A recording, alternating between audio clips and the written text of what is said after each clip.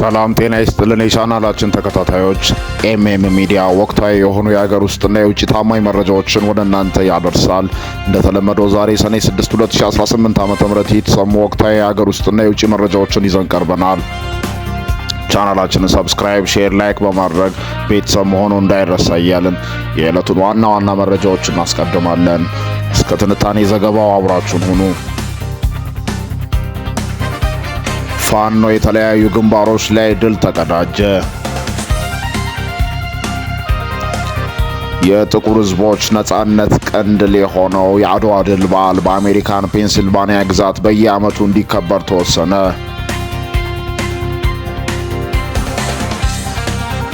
አሜሪካን በሆርሙዝ ሰርጥ ሲንቀሳቀስ የነበረን የኢራንን ድሮን አወደመች። ኢራን ተስፋ የተጣለበትንና በ24 ሰዓታት ውስጥ ይፈረማል ተብሎ ሲጠበቅ የነበረውን የሰላም ስምምነት አራዘመች። ወደ ዝርዝር መረጃዎች ተሸጋገርን።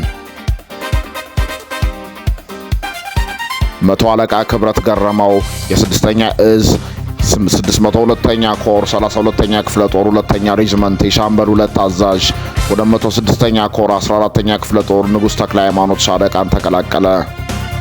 የአረመኔው ሰራዊት ምንም አይነት የመዋጋት ብቃትና ፍላጎት ባለመኖሩ ከመመራት ሻምበል 23 አባላት ከድተዋል ያለ ሲሆን ከ206ኛ ኮር 14ኛ ክፍለ ጦር የህዝብ ግንኙነት ኃላፊ ጋር ቆይታ አድርጓል። ሰራዊቱ ሴቶችን አስገድዶ እንዲደፍር ካድሬዎች በአካል ተገኝተው ያበረታታሉ ያለ ሲሆን የአረመኔው ሰራዊት በንጹሃን ላይ በተለይም በሴቶችና ህፃናት ላይ የሚያደርሰውን ያስገድዶ መድፈር ጾታዊ ጥቃት የስናን ወረዳ ጽህፈት ቤት ኃላፊ አቶ ባወቀ በሰራዊት መካከል ተገኝቶ ሲያበረታታ እንደነበር ለአብነት ገልጿል። የወንበዴዎችን ምርጫ ተከትሎ ማብራሪያ የሰጠው መቶ አለቃ ክብረት ገረመው የመከላከያ ሰራዊት አባላት ከ3 በላይ ምርጫ ካርድ በመውሰድ ግንቦት 22 እና 23 በተደረገው የማጭበርበር ተሳታፊ ይሁኑ እንጂ ግንቦት 24 ዓ.ም ከደብረ ማርቆስ ከተማ ጀምሮ በሁሉም ቀጠናዎች ከፍተኛ ውጊያ በመደረጉ ምንም አይነት ምርጫ አልተደረገም ሲል የአማራ ፋኖ ብሔራዊ ንቅናቄ ቴዎድሮስ 206ኛ ኮር የህዝብ ግንኙነት ገልጿል። ዛሬ ሰኔ 6 2018 ዓ.ም የፋኖ ብሔራዊ ንቅናቄ ሸዋ ጠቅላይ ግዛት አሳምነው እዝ አጼ ዘርዓ ያዕቆብ 1ኛ ኮር በሰጠው መግለጫ በፍቃዱ በላይ ክፍለ ጦር የበረሃው ጀግኖች ትናንት ማለዳ ከ1 ሰዓት ተኩል ደቂቃ ጀምሮ እስከ ምሽቱ 1 ሰዓት ድረስ በተደረገ እልህ አስጨራሽ ውጊያ በሰረር ኩላና በቱቲ ከተሞች መሽጎ የነበረውን ያገዛዙ ኃይል ላይ እንደ እሳት እያቃጠሉ ጠንካራ ምት አድርሶበታል።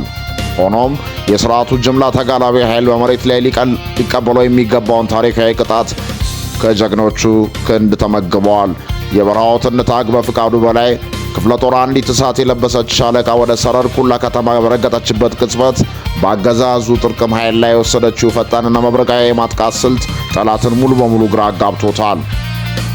ከዚህም የተነሳ ጭንቅ ውስጥ የገባውና መውጫ ያጣው ያገዛዙ ኃይል ጫካ ውስጥ ያደራጀውን ዘራፊውን የሸኔ ስብስብ ለአጋዥነትና ለሕይወት ማዳኛ የጋበዘ ሲሆን የአናብስቶቹ ክንድ የማይነካ በመሆኑ ነገሩን እንዳሰበው ሳይሳካ ቀርቶበታል። በመጨረሻም ጠላት የሚያስማርከውን አስማርኮ የጓዶቹን አስክሬን እንኳን ሳይሰበስብ ከተማዋን ጥሎ ወደ ጫካ ፈርጥጧል። ጀግኖቹ የሰረር ኩላን ከተማ እስከ ምሽት 2 ሰዓት ሙሉ በሙሉ በቁጥጥራቸው ስር አውለውታል። በሌላ በኩል በቱቲ ከተማ በተደረገው አውደ ውጊያ እጅ በአፍ በሚያስጭን ነበር።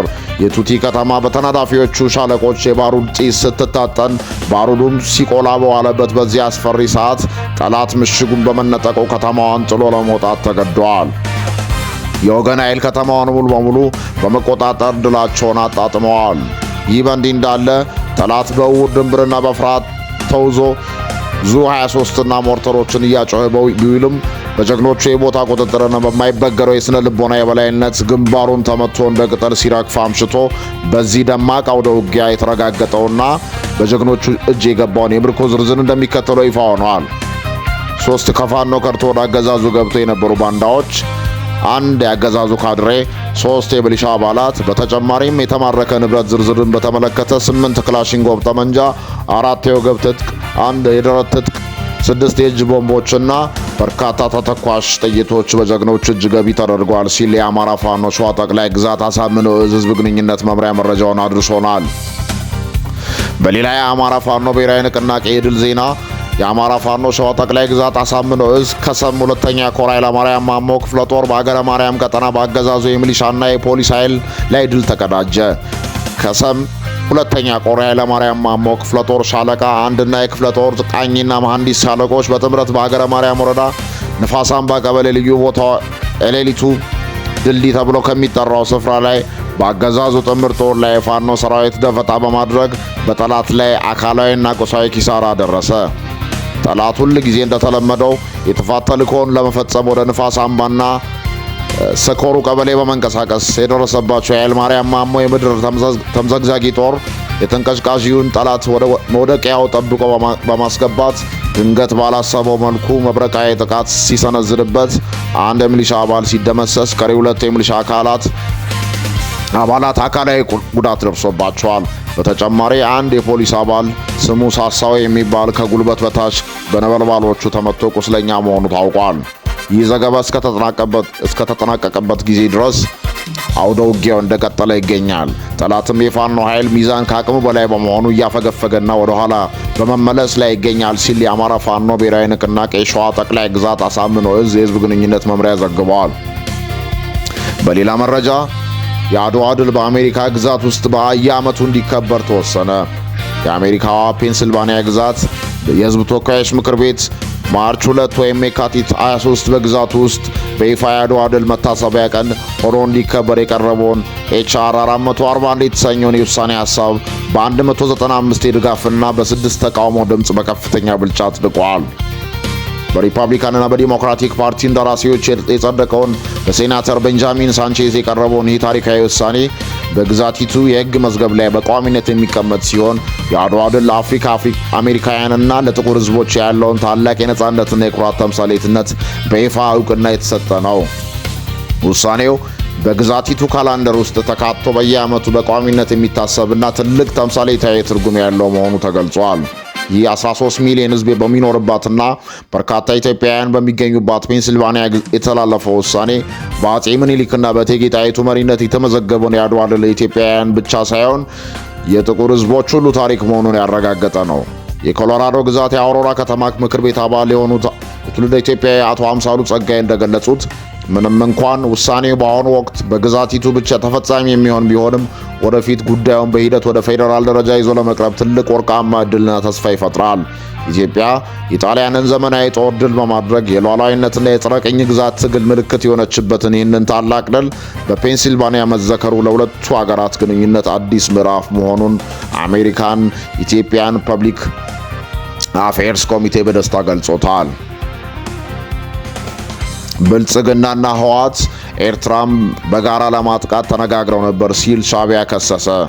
የኤርትራ መንግስት አዲስና ያልተሰማ ትርክት ይዞ ብቅ ብሏል። አቶ ጌታቸው ረዳና አምባሳደር ሬድዋን ሁሴን ከሰሞኑ አልጀዚራ ጋር ያጋሩትን ጽሑፍ ተከትሎ ከአስመራ ምላሽ ተሰጥቷል። የአገሪቱ ማስታወቂያ ሚኒስቴር አቶ የማነ ገብረ መስቀል በጽሑፉ ላይ የቀረቡትን ሁሉም ክሶች አጣጥለዋል። የማነ ገብረ መስቀል በትዊተር ገጻቸው ላይ ባሰፈሩት ምላሽ የባለስልጣናትን ንግግር በሐሰት በማታለልና በተሳሳተ መረጃ የተሞላ ሲሉ አጣጥለውታል። አቶ የማነ ምላሻቸውን በመቀጠል ይልቁንም ዛሬ ክስ ያቀረቡብን ያሉት አካላት የፕሪቶሪያው ስምምነት ከመፈረሙ ከጥቂት ወራት በፊት በጅቡቲና በሲሼልስ በሚስጥር ተገናኝቶ በኤርትራ ላይ ጋራ ወረራ ለመፈጸም ሲዶልቱ ነበር በማለት ከዚህ በፊት ያልተሰማ ሌላ አዲስ ትርክት ይዞ መጥተዋል። ከውጭ ወዳገኘናቸው መረጃዎች ስንሸጋገር በሆርሙዝ ወሽመጥ ላይ ውጥረት ነግሷል። የአሜሪካ ጦር በሆርሙዝ ወሽመጥ ላይ እየበረሩ የነበሩ የኢራን አጥፍቶ ጠፊ ሰው አልባ አውሮፕላኖችን መጥቶ መጣሉን የሮይተርስ የዜና ወኪል ምንጮችን ጠቅሶ ዘግቧል።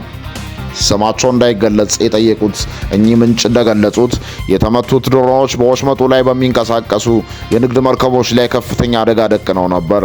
ይህ እርምጃ ዋሽንግተንና ቴህራን በሰላም ስምምነት ዙሪያ መግባባት ላይ ደርሰው ፊርማቸውን ያስቀምጣሉ ተብሎ በሚጠበቅበት ወቅት መከሰቱ በሁለቱ ሀገራት መካከል ያለው ግጭት አሁንም መቀጠሉን አመላካች ነው ተብሏል።